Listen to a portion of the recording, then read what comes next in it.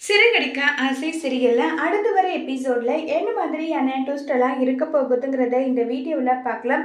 ரோகிணி மேல ரொம்பவே கோவமா விஜயா வந்து உட்கார்ந்துட்டு இருக்காங்க. இப்ப ரோகிணி வீட்டுக்கு வராங்க. ரோகிணி ஒரு நிமிஷம் நில்லுன்னு சொல்றாங்க. எங்க போயிட்டு வரேன்னு சொல்லி கேட்டதும் உடனே ரோகிணி வந்து கிளைண்ட்டை பார்த்துட்டு வரேன் ஆன்ட்டி, அப்படியே ஷோரூமுக்கு போயிட்டு வரேன் அவ்வளோதான்றாங்க. நிஜமாவே நீ அங்க மட்டும்தான் போனியா இல்லை வேற யாரையாவது பார்த்துட்டு வந்தியான்னு சொல்லிட்டு கேட்குறாங்க. இல்லை ஆண்டி, நான் வேற யாரையும் பார்க்கலன்றாங்க.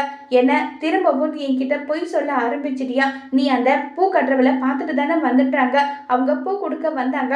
பக்கத்துல ஒரு டீ கடை இருந்தது, அங்க உட்காந்து பேசிட்டு வந்தோம். இதுல என்ன இருக்குன்றாங்க. அவ என்னையும் மதிக்காம இந்த குடும்பத்தையும் மதிக்காம இந்த குடும்பத்தை உதறி தள்ளிட்டு போனா அவகிட்ட உனக்கு எதுக்கு பேச்சு வேண்டி கிடக்கு? நீ எதுக்காக அவகிட்ட பேசினன்னு சொல்லி கேக்குறாங்க. ஆண்டி, நான் அவகிட்ட எல்லாம் பேசலாம் கிடையாது, அவங்களாம் வந்து பேசினாங்க. சரி, எப்படி அவாய்ட் பண்ணிட்டு வர்றதுன்றதுக்காக நான் அவங்க கிட்ட பேசினேன் ஆன்டின்னு சொல்லிட்டு ரோகிணி எப்படியோ சமாளிச்சு பாக்குறாங்க. உடனே அண்ணாமலை வராங்க. விஜயா, இப்ப என்ன அவங்க ஒத்துமையா இருக்கிறத பார்த்து சந்தோஷப்படுறத விட்டுட்டு நீ ஏன் இப்படி பேசிட்டு இருக்க? நான் கூட தான் இப்ப போயிட்டு மீனாவை பார்த்துட்டு வரேன், அவ என் மருமக, அவளை பார்த்துட்டு வரேன்னு சொல்றாங்க. உடனே ஸ்ருதி, நான் கூட தான் போயிட்டு வரேன். என்ன நீங்க எல்லாருமே இப்படி சொல்லிட்டு இருக்கீங்க? உங்களுக்கு கொஞ்சம் அதை வெக்கம் மானம் சூடு சொரணை ஏதாவது இருக்கா இல்லையா? ஏன் இப்படி பண்ணிட்டு இருக்கீங்க? அவதான் இந்த குடும்பமே வேணான்னு சொல்லிட்டு கிளம்பி போனவ கிட்ட நீங்க ஏன் போயிட்டு வரீங்கன்னு சொல்லிட்டு எல்லாம் இருக்காங்க. அந்த முத்து வந்து குடிச்சிட்டு இருக்கான்றதுனால குடியே இனி குடிக்க கூடாதுன்றதுக்காக அவ போயிருக்கா. அவ எப்படி வருவாங்கல்ல சொல்லி பேசிட்டு இருக்காங்க. இதை கேட்ட உடனே வந்து டங்லைட் கொடுக்குற மாதிரி மனோஜ் அப்படின்னா இனி ஜென்மத்துக்கும் மீனா இந்த வீட்டுக்கு வர மாட்டேன்னு சொல்லிட்டு இருக்கும்போது அப்ப வந்து நம்ம முத்து மாலை போட்டுட்டு வந்து நின்று இருக்காங்க. இதை பார்த்ததும் என்ன இது தேவ தீபன் இவன் மாலை போட்டுட்டு வந்து நின்றுட்டு இருக்கான், என்னங்க இதுன்றாங்க. இதுல என்ன இருக்கு? முத்து என்கிட்ட சொல்லாம எந்த விஷயமும் செய்ய மாட்டான், நான் வந்து பர்மிஷன் கொடுத்ததுனாலதான் முத்து போட்டுக்கிட்டான்றாங்க. இங்க பாருங்க, இந்த மாதிரி எல்லாம் இவன் இருக்கக்கூடாது. இவனுக்கு யாரு சமைச்சு போறது? எங்களாலலாம் நான்வெஜ் சாப்பிடாம இருக்க முடியாது, நான் முட்டை இல்லாம சாப்பிடவே மாட்டேன்னு சொல்லிட்டு விஜய் ஒரு பக்கமும் அதே மாதிரி மனோஜ் ஒரு பக்கமும் ரெண்டு பேரும் மாறி மாறி பேசிட்டு இருக்காங்க. உடனே முத்து வந்து, அப்பா கோவிலுக்கு போயிட்டு வர்ற வரைக்கும் நான் வெளியவே தங்கிக்கிறேன்ப்பா, ஷெட்லயே இருக்கிறேன், விடுங்கப்பான்னு சொல்லிட்டு முத்து அங்கிருந்து போறாங்க. உடனே ரவி, என்னடா முத்து இவ்வளவு பொறுமையாயிட்டியா? எல்லாம் மனசுல வச்சுட்டு தானே இருக்கேன், மாலையை கலந்ததுக்கு அப்புறம் இதுக்கு டபுள் மடங்கா நான் திருப்பி கொடுப்பேன்னு சொல்லிட்டு இருக்காங்க.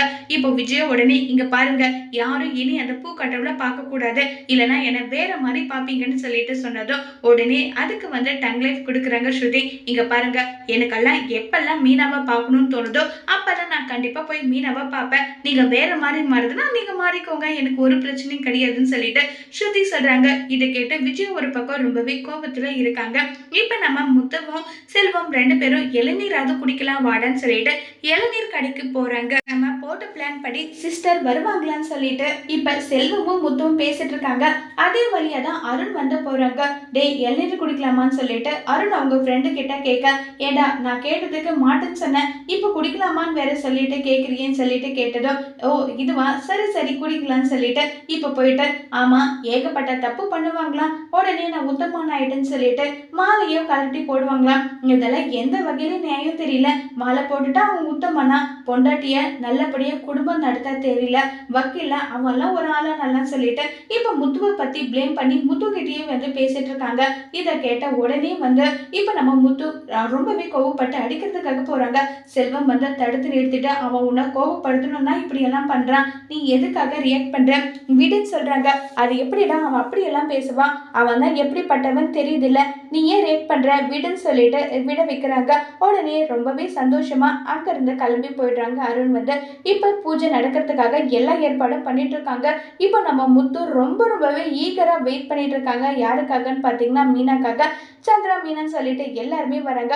உடனே இந்திரா சத்யா, இந்த இளநீரை அங்க குடுன்னு சொல்லிட்டு நம்ம மீனாவுக்காக கொடுக்குறாங்க. இந்தாக்கா குடின்றாங்க. டேய், எனக்கு இளநீர் எல்லாம் வேணாடான்னு சொன்னதும் உங்க ரெண்டு பேரோட சண்டைக்கு நடுவுல நான் வரல, இந்தா புடின்னு சொல்லிட்டு இளநீரை கொடுக்குறாங்க. இப்ப முத்து மீனா ரெண்டு பேரும் மாறி மாறி ஒருத்தருக்கு மாறி ஒருத்தர் பார்த்துட்டே இருக்காங்க. இப்பதான்டா நல்ல நேரமே வந்துக்குது, அதனாலதான் இவன் இப்படி சொல்லிட்டு இருக்கான் நல்லா சொல்லிட்டு கிண்டல் எல்லாம் பண்ணிக்கிட்டு எல்லாம் இருக்காங்க. சரி சரி, இப்ப என்ன பண்றதுன்னு சொல்லிட்டு யோசிச்சுட்டே இருக்காங்க. பூஜை ஆரம்பிக்கலாம்னு சொல்லிட்டு இப்ப பூஜைக்கான எல்லா ஏற்பாடும் பண்றாங்க. ரவி ஸ்ருதி அங்க வராங்க. அப்ப மீனா எப்படி இருக்கீங்கன்னு சொல்லிட்டு இப்ப ஸ்ருதி கேக்குறாங்க. நல்லா இருக்கேன்றாங்க. முத்து ரொம்பவே பாவம் தெரியுமா, ஏதோ தெரியாம ஒரு தப்பு பண்ணிட்டாரு, அதுக்காக நீங்க கொடுக்குற தண்டனை ரொம்ப பெருசு மீனா, இனி அவரே ஷெட்ல தான் தங்க போறாரு, அது உனக்கு தெரியுமான்றாங்க. ஏன் வீட்டுல தங்க மாட்டாங்களா? அங்கதான் ஆன்ட்டி விட மாட்டேன்னு சொல்லிட்டாங்களே. ஆன்ட்டி என்ன சொன்னாங்க தெரியுமா? நாங்க நான்வெஜ் சாப்பிடாம எங்களால இருக்க முடியாது, அதனால அவன் ஷர்ட்லயே தங்கிக்கட்டுன்ற மாதிரி சொல்லிட்டாங்க. இதை நினைச்சு ரொம்பவே வருத்தத்துல முத்த கிளம்பி போயிட்டாரு. நீ இல்லாததும் அவருக்கு அங்க மதிப்பே இல்லாம போயிடுச்சு தெரியுமான்றாங்க. விடு, கவலை விடு, இனி ரெகுலரா சைவ சாப்பாடு எடுத்துட்டு கொடுக்குறேன், இதை பத்தி எல்லாம் நீங்க கவலைப்படாதீங்க நல்லா சொல்லிட்டெல்லாம் இருக்காங்க. முத்துவை நீங்க தண்டிக்கிறது ரொம்ப பெரிய விதமா இருக்கு, மனசுக்கு அவ்வளோ கஷ்டமா இருக்குன்னு சொல்லிட்டு ரொம்பவே வருத்தமாகவும் ரொம்பவே ஃபீல் பண்ணிட்டும் முத்து ஒரு பக்கம் இருக்காங்க. இப்ப மீனாவும் யோசிச்சுட்டே இருக்காங்க. இப்ப மீனாவுக்கு என்ன பண்றதுன்னு தெரியாம இப்ப அடுத்த நாள் காலையில மீனா முத்துக்காக சமைச்சு எல்லாமே கொடுத்து விடுறாங்க. முத்துவும் ரொம்ப சந்தோஷப்படுறாங்க. மீனா என் மேல கோச்சுக்கிட்டலாம் அவ போல, ஏதோ ஒரு காரணம் இருக்கு, அது என்னன்றதை கண்டுபிடிச்சே அப்படின்னு சொல்லிட்டு முத்து முடிவு பண்றாங்க. முத்து நினைச்சபடியே எல்லா உண்மையும் மீனா கிட்ட இருந்து முத்து வாங்கிடுவாங்களா? அப்படி ஒருவேளை முத்து உண்மையை தெரிஞ்சுக்கிட்டாலும் முத்து நேரா போயிட்டு வீட்டுல இருக்கவங்க கிட்ட உண்மையை சொல்லுவாங்களா? இதனால நம்ம ரோகிணியோட வாழ்க்கையில என்ன மாதிரியான திருப்பம் எல்லாம் வரப்போகுதுங்கிறத வரப்போற எபிசோட்ல வெயிட் பண்ணி பார்க்கலாம். தேங்க்யூ.